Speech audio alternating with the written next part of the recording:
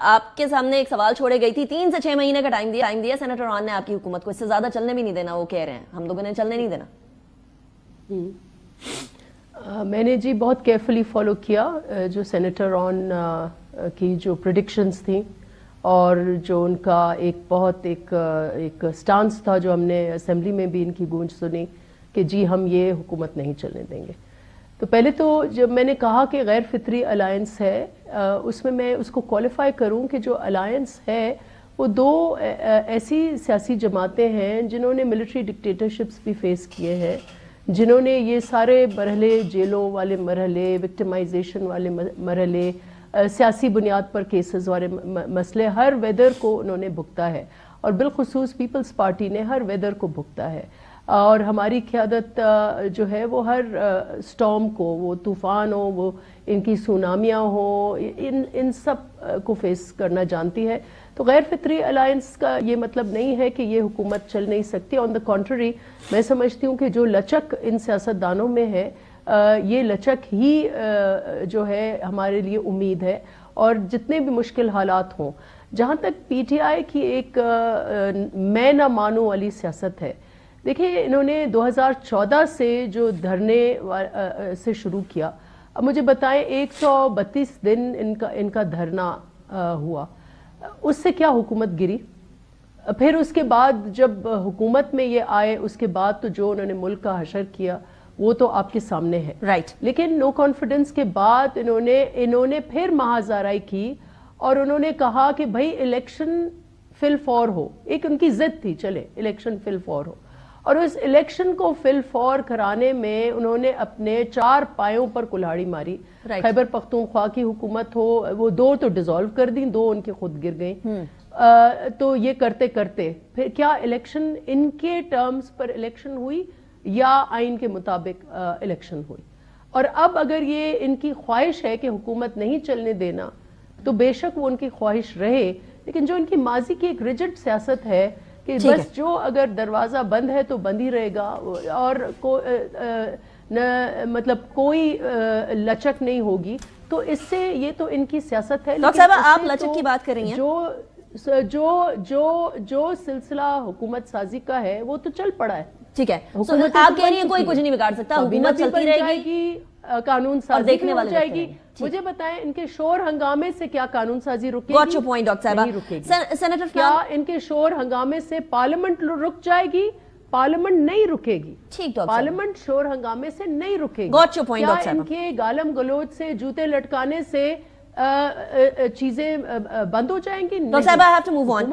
آپ کا پوائنٹ آ گیا, آپ یہ فرما رہی ہیں, اور یہ فرما رہی ہیں کہ کوئی حکومت کو کوئی نہیں کچھ کر سکتا. میں سمجھتی ہوں کہ یہ ان کے بیانیہ کو زیادہ کمزور کرے گا. Got your point. Senator Afnan, یہ لچک کی بات ہو رہی ہے, ریجڈیٹی نہیں چلنی چاہیے. مریم نواز صاحبہ نے بولا تھا کہ استحکام کی بات کریں گے, انتقام کی بات نہیں کریں گے. انہوں نے فرمایا کہ میں Got your point. ہر کسی کی chief minister including the opposition side, اور آج پنجاب میں کیا ہوا ہے, کریک ڈاؤن ہوا ہے باقاعدہ طور پر, احتجاج بات الگ ہے. لیکن بات یہ ہے کہ اگر کوئی یہ سمجھتا ہے, I got your point, doctor صاحبہ.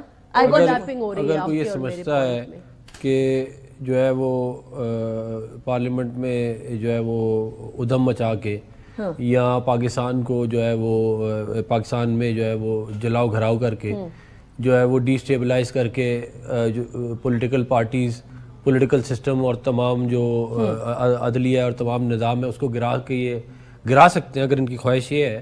تو میں آپ کو یہ بات ابھی بتا دیتا ہوں کہ ہم پھر اپنا ٹائم بھی پورا کریں گے. ٹھیک ہے.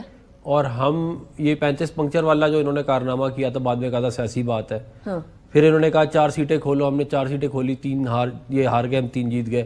ٹھیک ہے. تو یہ ابھی جو نفیسہ شاہ صاحب نے بات کی بالکل ٹھیک کی ہے کہ اگر یہ سمجھتے ہیں کہ یہ شور شرابہ کر کے ہمیں روک سکتے ہیں تو یہ ان کی خام خیالی ہے.